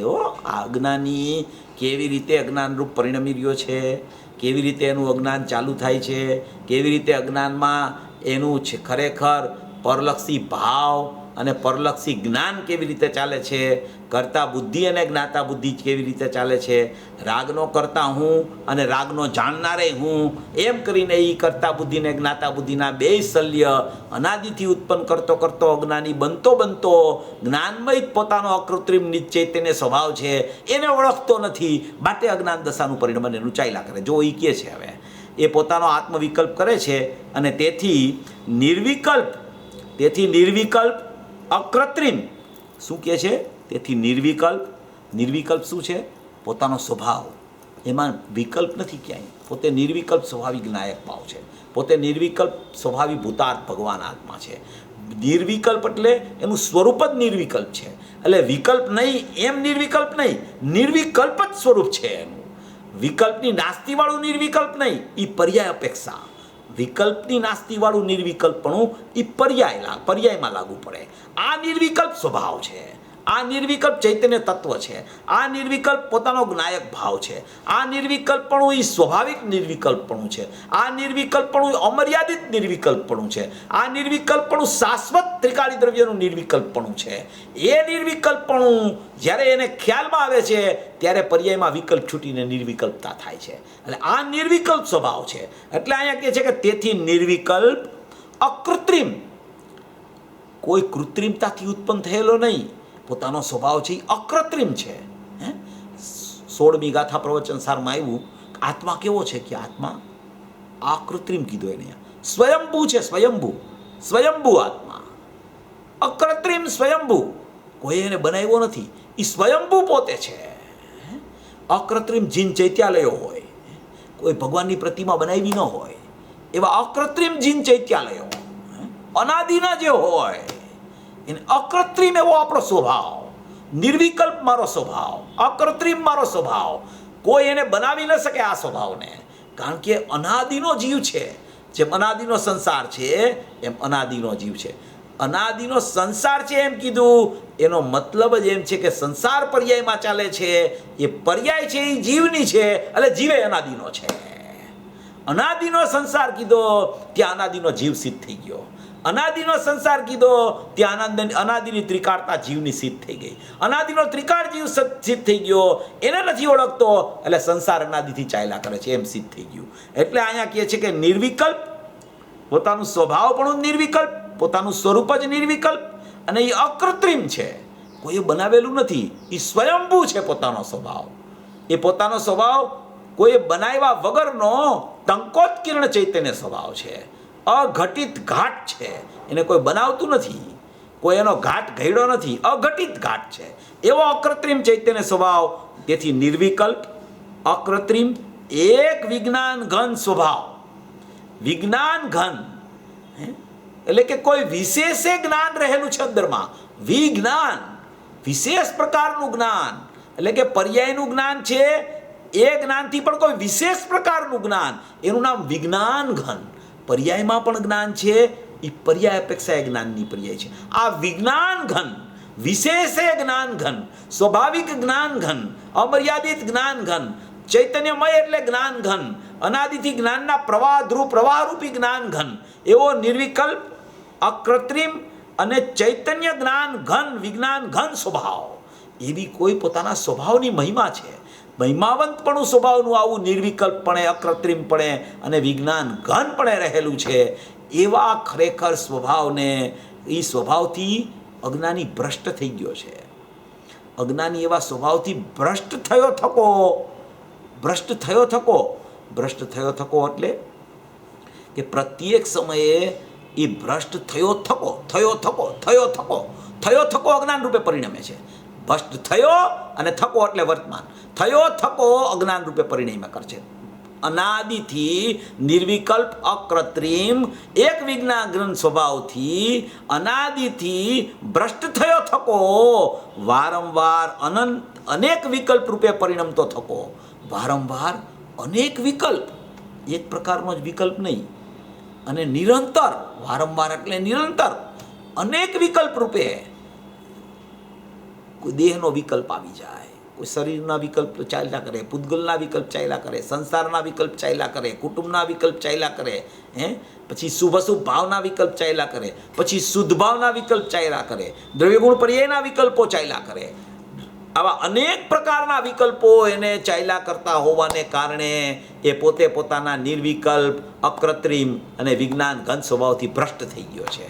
એવા ભ્રષ્ટ થયો હોવાને કારણે ખરેખર વારંવાર એને આવા અનેક પ્રકારના વિકલ્પો એની પરિપાટી અનાદિથી ચાલ્યા કરે છે.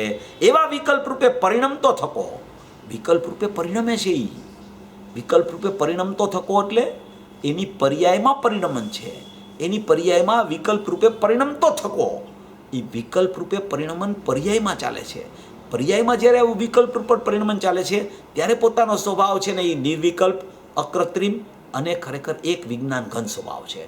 એવો સ્વભાવ હોવા છતાં એનાથી ભ્રષ્ટ થઈને ખરેખર વારંવાર પોતે વિકલ્પ રૂપે નિરંતર પરિણમતો થકો, આવું હોવા છતાં એનો સ્વીકાર નથી કરતો, એટલે વિકલ્પ રૂપે પરિણમન અજ્ઞાન દશા રૂપે અનાદિથી એનું ચાલ્યા કરે છે. એવા વારંવાર અનેક વિકલ્પ રૂપે પરિણમતો થકો કરતા પ્રતિભાસે છે. એને એમ થાય છે કે હું આ વિકલ્પનો કરતા હું જ છું, આ વિકલ્પ ચાલે છે એ હું જ વિકલ્પ કરું છું. ઘણીવાર બહુ શુદ્ધાત્માના વિકલ્પો જીવને ચાલવા માંડે ને, શુદ્ધાત્માના વિકલ્પો, બીજા વિકલ્પોની તો આપણે બહુ ચર્ચા નથી કરતા, કારણ કે એ તો પ્યોર અજ્ઞાનમાં છે, એ તો પ્યોર અજ્ઞાનમાં જાય, એનું કાંઈ આપણે બહુ કામે નથી.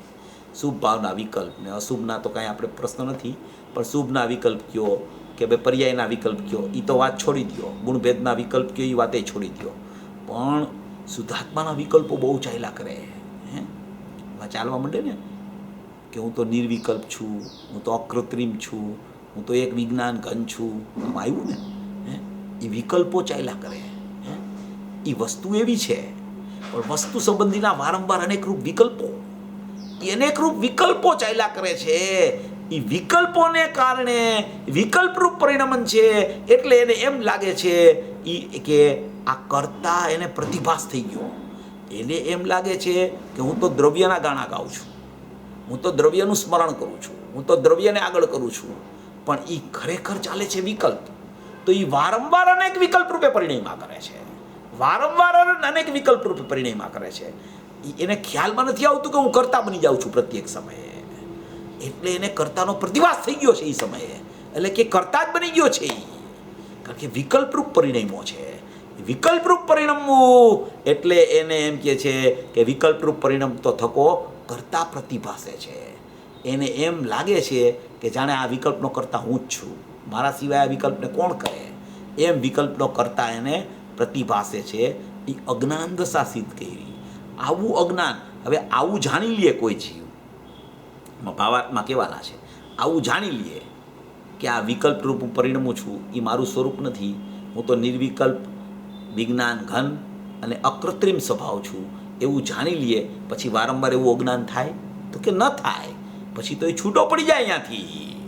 એવું જાણી લઈએ, ભેદ જાણી લઈએ કે હું તો નિર્વિકલ્પ અકૃત્રિમ એક વિજ્ઞાન ઘન સ્વભાવ છું, પણ એનાથી ભ્રષ્ટ થાવ ને ત્યારે વારંવાર આવા અનેક પ્રકારના વિકલ્પો ચાલે છે, એટલે હું કરતા પ્રતિભાસિત થયો, હું કરતા થયો એવું મને ભ્રમણા થઈ જાય છે.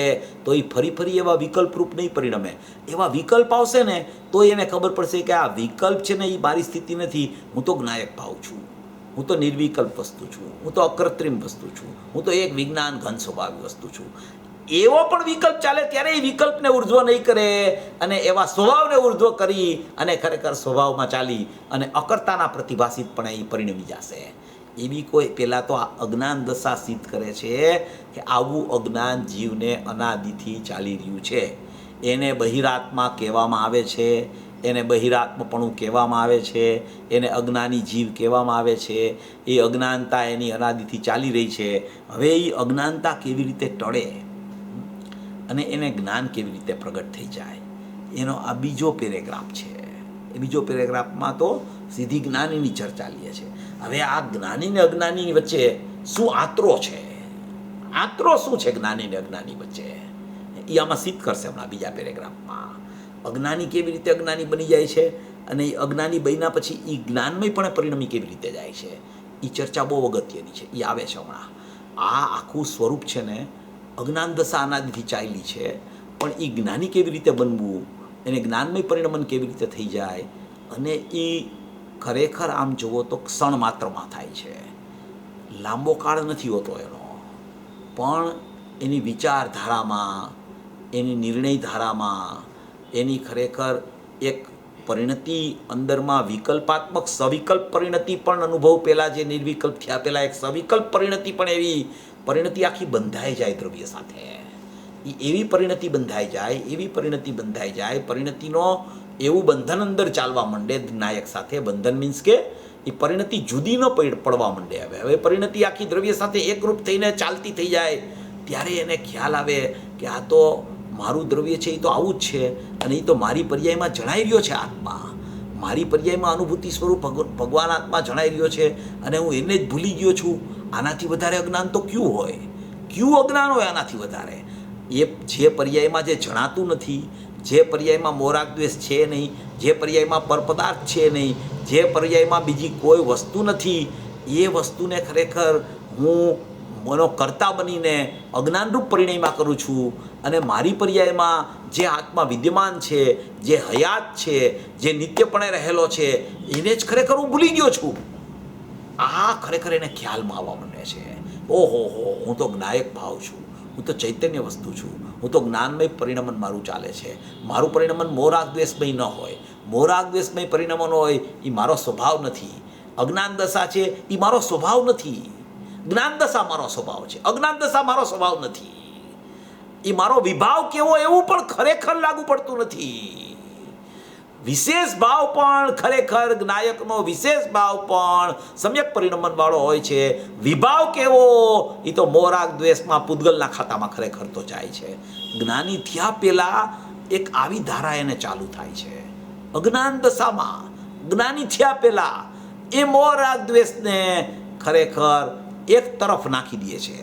એ વિચારમાં નથી રહેતો. એને જ્યારે એ વિચાર કરવાનું એના બંધ કરે છે ત્યારે એ સંબંધીના વિકલ્પો બંધ થઈ જાય છે. એ સંબંધીના વિકલ્પો બંધ થાય છે તો વિચાર દશામાં વિકલ્પો પણ જ્ઞાયક સ્વભાવના ચાલવા માંડે છે. અને એ જ્ઞાયક સ્વભાવના જ્યારે અહીંયા એમ કીધું કે નિર્વિકલ્પ અકૃત્રિમ એક વિજ્ઞાન ઘન સ્વભાવ છે એવી શુદ્ધ બેહદ ચૈતન્ય ધાતુ 96મી ગાથામાં કીધી. એવો જ્યારે એને સ્વભાવ ખરેખર એ ખ્યાલમાં આવવા માંડે છે કે આવું પરિણમન ચાલે છે, એ સમયે પણ મારો સ્વભાવ તો આવો બચી ગયો છે, એવો જ્યારે એને ખ્યાલમાં આવવા માંડે છે ત્યારે એને સૌથી પહેલાં એ સ્વભાવ નથી પકડાતો, પણ એ સ્વભાવને લક્ષમાં લેનારું એક જ્ઞાન પરિણમન એને પકડાય છે. પહેલામાં પહેલા જ્ઞાન પરિણમન પકડાય છે. એ જ્ઞાન પરિણમનમાં જ્ઞાયક રહેલો છે એવું જ્ઞાન પરિણમન રાગથી જુદું જ્ઞાન પરિણમન છે એવો ખરેખર એને જ્ઞાન પરિણમનનો વિશ્વાસ પહેલામાં આવવા માંડે છે. એનો અર્થ એમ છે કે હવે એ રાગથી પોતાના પરિણમનને જુદું જોઈ રહ્યો છે. આ અજ્ઞાન દશામાં જ્ઞાની કેવી રીતે થાય એની ચર્ચા ચાલે છે. પહેલાં એને સીધો જ્ઞાયક દ્રષ્ટિમાં નથી આવતો, સીધા જ્ઞાયકનું લક્ષ નથી થતું. પહેલાં એને જે વસ્તુ માટે એ કર્તા બનતો હતો, હવે એનો કર્તા કેમ નથી બનતો, હવે એનો કર્તા બનવાનું કેવી રીતે એ છોડશે? તો કે એ વસ્તુનો કર્તા હું નથી, તો કે એ કર્તા નથી એનો તો તું શું છો? તો કે હું તો જ્ઞાન છું, મારામાં તો જાણવું ચાલે છે, મારામાં તો જાણવા રૂપે પરિણમન ચાલે છે. હું તો ખરેખર જ્ઞાનરૂપી પરિણામનો માલિક છું, હું રાગ પરિણામનો માલિક નથી.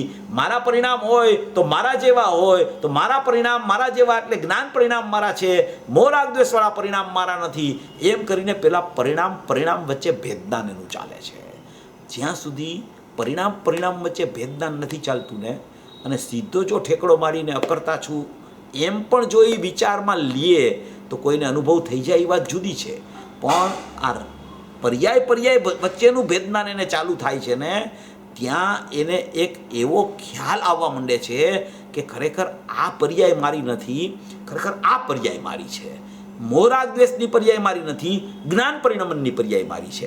એમ પહેલાં બે પર્યાય વચ્ચે વિવેક ચાલુ થાય છે. ને પરપદાર્થનો તો પ્રશ્ન જ નથી, પૂતગલ કર્મનો તો પ્રશ્ન નથી. હવે એની આખી પરિધિમાં દ્રવ્યને પર્યાય રહ્યા છે. એમાં એ કર્તા બનતો તો મોરાગ દ્વેષનો, હવે એ અકર્તાનો પ્રતિભાસ એને કેવી રીતે થાય? તો કે પહેલાં એને ભેદજ્ઞાન આ મોરાગ દ્વેષની પર્યાયથી જ્ઞાનનું ભેદજ્ઞાન એને પહેલાં ચાલે છે કે આ પરિણામ જે બહિર્લક્ષ્ય પરિણમતા પરિણામ છે મોરાગ દ્વેષના, એનાથી મારું જ્ઞાન જુદું છે, કારણ કે એ મારા જ્ઞાનમાં જાણવામાં આવે છે, મારા જ્ઞાનમાં ખબર પડે છે કે આવું પરિણમન ચાલી રહ્યું છે વિભાવ રૂપે, એટલે મારા જ્ઞાન પરિણામ એનાથી જુદા છે.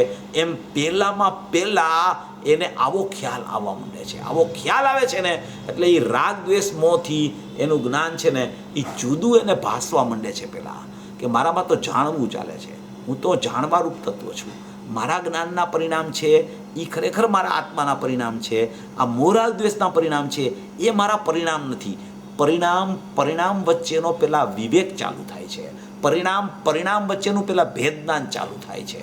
આવું ભેદજ્ઞાન જ્યારે એને ચાલવા માંડે છે ને ત્યારે એક પરિણામ બહિર્લક્ષી અને એક પરિણામ સ્વાભાવિક એવો એને ખ્યાલ આવવા માંડે છે કે આ જુદા પરિણામ છે, આ મારું જ્ઞાન પરિણામ છે, એ તો મારા ચૈતન્યનો અંશ છે, આ અંશીનો અંશ છે. એ અંશ છે એ અંશી નથી, પણ એ અંશ છે એ અંશીનો અંશ છે. આ મોહ રાગ દ્વેષ છે એ અંશીનો અંશ નથી. શા માટે અંશીનો અંશ નથી? એ પરલક્ષે થતા પરિણામ છે. આ જ્ઞાન પરિણામમાં તો જાણવું ચાલે છે. એ જાણવું છે એ તો જાણનારનું જાણવું આ જ્ઞાન પરિણામમાં આવ્યું છે. એટલે જ્ઞાન પરિણામ છે એ મારો અંશ છે અને વાસ્તવિક તો એ મારી પર્યાય છે. આ મારી પર્યાય નથી. પર્યાય વચ્ચેનું પેલા ભેદજ્ઞાન ચાલે છે. પછી દ્રવ્યમાં ચાલ્યો જશે હમણાં.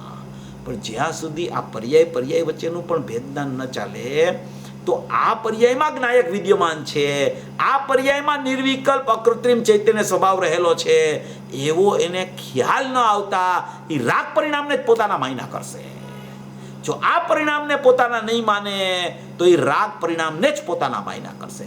માટે પર્યાય વચ્ચેના ભેદજ્ઞાનનો વિવેક પહેલા અજ્ઞાની જીવને કરતા પ્રતિભાસતો હોય ત્યારે પહેલા એક આવા વિવેકપૂર્વક આવું એક જ્ઞાન એને ઉત્પન્ન થાય છે. જ્યાં સુધી આવું જ્ઞાન ઉત્પન્ન નથી થતું ને ત્યાં સુધી દ્રષ્ટિમાં એને લેવો છે દ્રષ્ટિનો વિષય. આ બધો પુરુષાર્થ ચાલે છે જ્ઞાયક ભાવની સન્મુખ જવા માટે. આ બધો પુરુષાર્થ ચાલે છે અકર્તાનો પ્રતિભાસ કેવી રીતે થઈ જાય ને જ્ઞાની કેવી રીતે બની જાય એના માટે. પણ એ બનવા માટે પણ પહેલા એ પર્યાય વચ્ચેનો પુરુષાર્થ પ્રયત્ન કરે છે, વિવેક કરે છે. કારણ કે એને એમ થાય છે કે આ પર્યાય મારી નથી તો પર્યાય વગરનું તો કોઈ દ્રવ્ય હોય નહીં. કોઈ પણ દ્રવ્ય હોય એનું જે વિશેષ હોય સામાન્યનું વિશેષ એ વિશેષ જ દ્રવ્યને પ્રસિદ્ધ કરી શકે. તો એવું મારું વિશેષ ક્યું?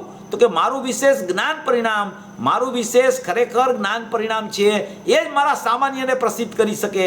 આ રાગ પરિણામ કે મિથ્યાત્વના પરિણામ મારા સામાન્યને પ્રસિદ્ધ ન કરી શકે. એટલે પહેલા એ આ પરિણામથી આ પરિણામનું ભેદજ્ઞાન પહેલા એનું ચાલુ થાય છે. આવું એક ભેદજ્ઞાન એને પહેલાં ચાલુ થાય છે. એ આવું ભેદજ્ઞાન ચાલુ થતાં પછી એ મોહ રાગ દ્વેષના પરિણામ છે ને એના તરફ એનું દુર્લક્ષ થવા માંડે છે. એના તરફ પછી એ જોતો નથી. એને વિકલ્પ કે વિચાર પણ આવતો નથી.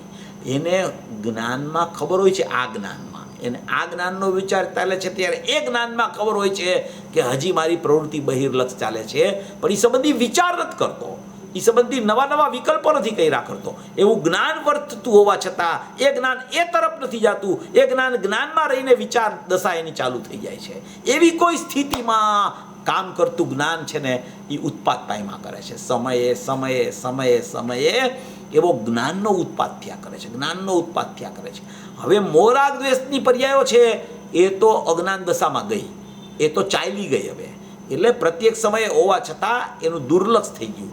એના તરફ એનું લક્ષ જ નથી. એના તરફ એ જોતો જ નથી. એનો વિચાર કે વિકલ્પ સુદ્ધા કરતો નથી. કારણ કે એ તો અજ્ઞાન દશા છે એમ એને ખબર પડી ગઈ કે આવી અજ્ઞાન દશા જો હું છોડીશ ને તો જ ખરેખર મને અકર્તાનો પ્રતિભાસ થશે. જ્યાં સુધી દશા ઉપર મારું એને દશાને કર્મ બનાવ્યા કરીશ તો ખરેખર મને અકર્તાપણું ખ્યાલમાં નહીં આવે. એટલે પહેલા એ પોતાના જ્ઞાન પરિણામ અને આ વિભાવરૂપી રાગ દ્વેષ મોહના પરિણામથી ભેદજ્ઞાન કરે છે. બે પર્યાયો વચ્ચે પહેલા ભેદજ્ઞાન ચાલે છે. જો આ ગાથા આ રીતે સમજવાની છે.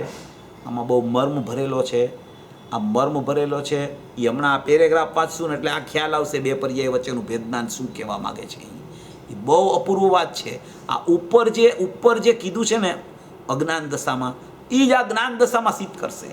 અને એ જ્ઞાન દશાના સિદ્ધ કરવા માટે જ્ઞાન પરિણામ એનું કર્મ બને છે અને મોહ રાગ દ્વેષ એનું કર્મ નથી બનતા. એ અપેક્ષાએ એને અકર્તાનો પ્રતિભાસ થયો એટલે કે જ્ઞાન એનું કર્મ બની ગયું અને દ્રષ્ટિ વહી ગઈ અકર્તા સ્વભાવ ઉપર અને કર્મ બની ગયું જ્ઞાન. ત્યારે એને મોહ રાગ દ્વેષ કર્મ નથી બનતા અને ત્યારે અકર્તાનો પ્રતિભાસ થઈ જાય છે. આવી કોઈ સ્થિતિ આમાં બતાવવા માગે છે. એટલે પહેલું ભેદ જ્ઞાન આ મોહ રાગ દ્વેષથી જુદી એની જ્ઞાનની પર્યાય છે. એટલે કે જ્ઞાનનો ઉપયોગ છે. એટલે આ અંશ છે એ વિભાવરૂપ છે મોહ રાગ દ્વેષનો. આ અંશ છે એ સ્વાભાવિક અંશ છે. એમ પહેલા આ બે અંશ વચ્ચેનું ભેદજ્ઞાન એને ચાલવા માંડે છે કે આ પરિણામ મારા નથી, આ જ્ઞાન પરિણામ મારા છે. આ પરિણામ મારા નથી, આ જ્ઞાન પરિણામ મારા છે. અને જ્ઞાન પરિણામ મારા છે એ જ્ઞાન પરિણામમાં અપરિણામી રહેલો છે. આ મોહ રાગ દ્વેષના પરિણામમાં અપરિણામી રહેલો નથી. આ પરિણામ કેમ મારા છે કે આ પરિણામમાં મારો જ્ઞાયક છે. આ પરિણામ કેમ મારા નથી કે આ પરિણામમાં મારો જ્ઞાયક ભાવ નથી. આ પરિણામમાં મારા ખરેખર નિર્વિકલ્પ અકૃત્રિમ વિજ્ઞાન ઘન સ્વભાવ છે એ આ પરિણામમાં નથી. તો કે કયા પરિણામમાં છે? તો કે આ જ્ઞાનના પરિણામમાં આ આત્મા રહેલો છે. તો કે આ જ્ઞાનના પરિણામમાં આત્મા રહેલો છે. એવો આત્મા છે કે જ્ઞાયક આત્મા છે? તો કે પહેલા તો તું રાગના પરિણામમાં નથી રહ્યો અને જ્ઞાનના પરિણામમાં રહ્યો છે. એ પહેલા સ્ટેપમાં આવી જા. પહેલા એ સ્ટેપમાં આવો, પછી આત્મામાં તો આત્મામાં રહેલો છે, એ જ્ઞાનમાં રહેલો છે. એ ભેદનું કથન છે. આત્મા જ્ઞાનમાં નથી રહેતો, આત્મા આત્મામાં રહેલો છે. એ વાસ્તવિક આત્મા છે, એ નિર્વિકલ્પ આત્મા છે, એ અકૃત્રિમ આત્મા છે, એ વિજ્ઞાન ઘન આત્મા છે. એ આત્મા કોઈ જ્ઞાનમાં રહેલો છે કે આત્મા કોઈ શ્રદ્ધાની પર્યાયમાં રહેલો છે કે આત્મા કોઈ ધ્યાનની ચારિત્રની લીનતામાં રહેલો છે? આત્મા ક્યાંય રહેતો જ નથી. આત્મા આત્માને છોડતો જ નથી. આત્મા અકર્તા સ્વભાવી, જ્ઞાતા સ્વભાવી, જ્ઞાયક સ્વભાવી, જ્ઞાન સ્વભાવી પરમાત્મા છે.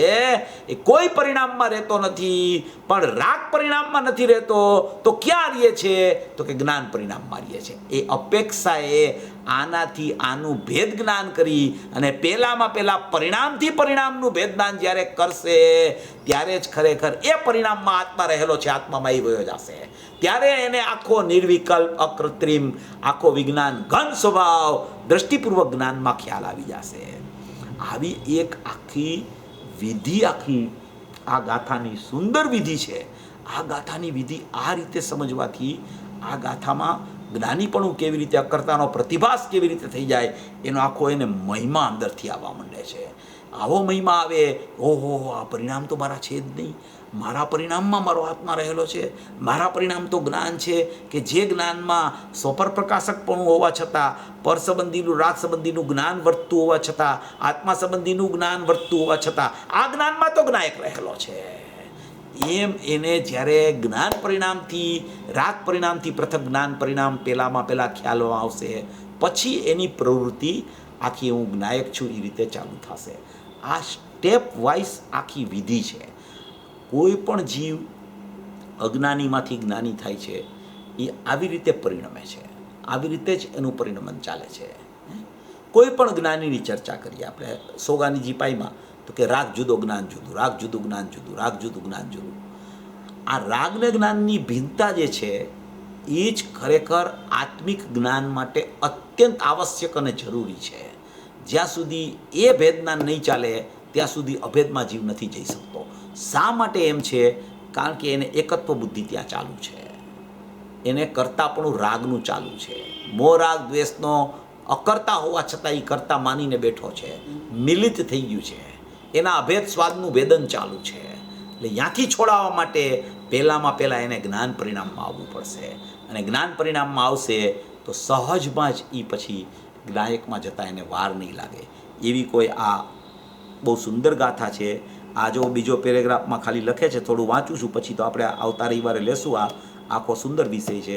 અને જ્યારે આત્મા જ્ઞાની થાય ત્યારે જ્ઞાનને લીધે જ્ઞાનના આદિથી માંડીને પૃથક પૃથક સ્વાદન અનુભવન હોવાથી ઉપર શું આવ્યું હતું કે આ આત્મા અજ્ઞાની થયો થકો. અહીંયા એમ કહે છે કે જ્યારે આત્મા જ્ઞાની થાય ત્યારે અજ્ઞાનને લીધે અનાદિ સંસારથી માંડીને જ્ઞાનને લીધે જ્ઞાનના આદિથી માંડીને મિલિત એકમેક મળી ગયેલા સ્વાદનું સ્વાદન અનુભવન હોવાથી, પૃથક પૃથક સ્વાદનું સ્વાદન અનુભવન હોવાથી આનાથી સીધું વિરુદ્ધ બતાવ્યા કરે છે. એવી કોઈ આ સુંદર ચર્ચા, એટલે કે પૃથક પૃથક સ્વાદનું અનુભવન હોવાથી, અર્થાત પૂતગલ કર્મના અને પોતાના સ્વાદનું એક રૂપે નહીં પણ ભિન્ન ભિન્નપણે અનુભવન હોવાથી જેની ભેદ સંવેદન શક્તિ ઉઘડી ગઈ છે. અહીંયા ઉઘડી ગઈ કહેશે, વાં બીડાઈ ગઈ છે એમ કીધું હતું. આખી અજ્ઞાનીને જ્ઞાનીની વિપરીતતા, અજ્ઞાન દશામાં કેવું વિપરીતપણું હોય છે, જ્ઞાનમાં કેવું અવિપરીતપણું થઈ જાય છે, એની ચર્ચા આપણે હવે આવતા રવિવારે, આની ચર્ચા બહુ સુંદર છે. આવતા રવિવારે આનો જરા વિચાર કરી અને આપણે એનું સ્પષ્ટીકરણ લેશું. સર્વભવી જીવો આવું સ્વરૂપ સમજી મોક્ષ માર્ગમાં પ્રયાણ કરે એવી મંગલ.